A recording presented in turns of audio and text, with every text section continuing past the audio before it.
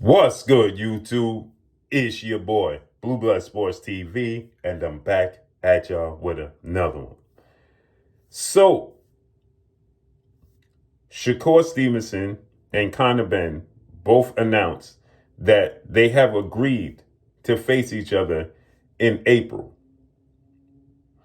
Conor Benn coming off the biggest win in his career in a family feud against a guy he already lost to and his father's biggest rival, Nigel Benn, and Chris Eubanks Jr., the son of Chris Eubanks Sr. Shakur Stevenson is going into the biggest fight of his career.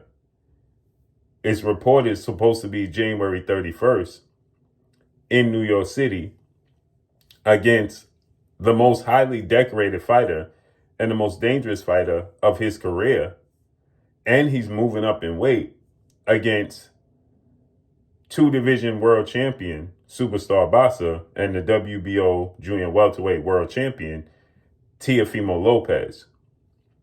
And Shakur Stevenson and Conor Benn have an agreement in place now to fight each other in April.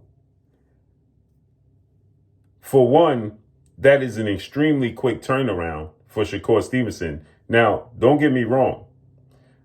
The Olympic silver medalist, three-division world champion, former unified super featherweight, and reigning WBC lightweight world champion, Superstar Bassa, is always in shape.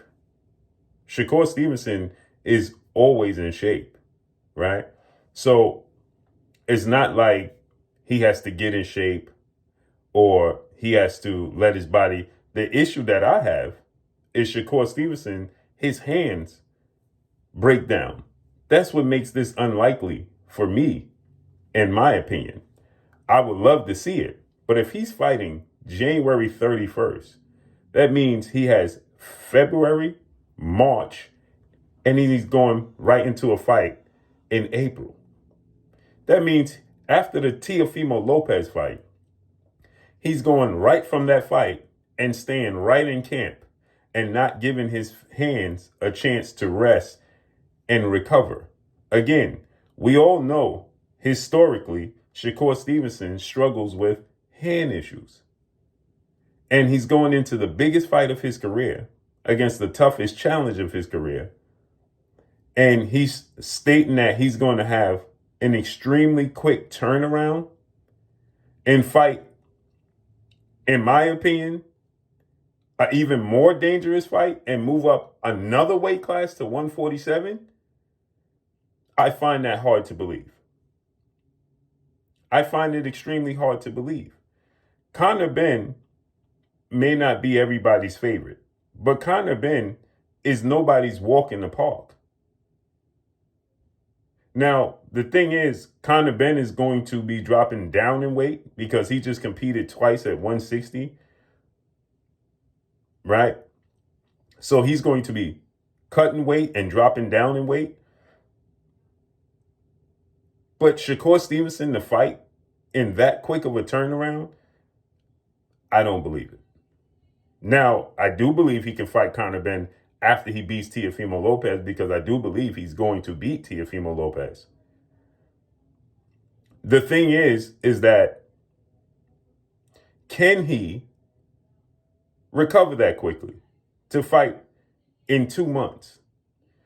That means he's going in training camp at least 2 months. He's started camp. So he's already started camp, and this is November. So he's going to go December and January, then fight Teofimo, then right back into camp the very next week or take a week off, and then go right back into full camp and to move up to 147 and fight Conor Benn. I find that very hard to believe. I don't believe Shakur Stevenson is capping about fighting Conor Benn. I just don't think that it's going to happen in April. I think that Conor Benn sees an advantage and saying to himself, I should fight him in April. Conor Benn is 24 wins, 1 loss, no draw, 14 wins by way of knockout. He's 29 years of age. He's not the biggest guy. He's 5'8" with a 70-inch arm reach. Shakur is 5'8" with a 68-inch arm reach. Shakur is a slick southpaw, right? Yeah, for Conor Benn, because he fought early November. So for him to fight in April makes sense. Conor Benn is looking for an advantage because he knows Shakur Stevenson has hand issues. He knows that's an extremely quick turnaround for the 24 win, no loss, no draw, 11 win by way of knockout, or 12 win by way of knockout, Shakur Stevenson. Right? That's an extremely quick turnaround for Shakur Stevenson to turn around and fight Conor Benn after fighting Teofimo Lopez. And Conor Benn sees that. He knows that. He's well aware that this is an extremely quick turnaround. He's well aware that Shakur Stevenson has hand injuries. He's well aware of all of these things. And he's well aware that he wants to have an advantage. Shakur's never fought this weight class.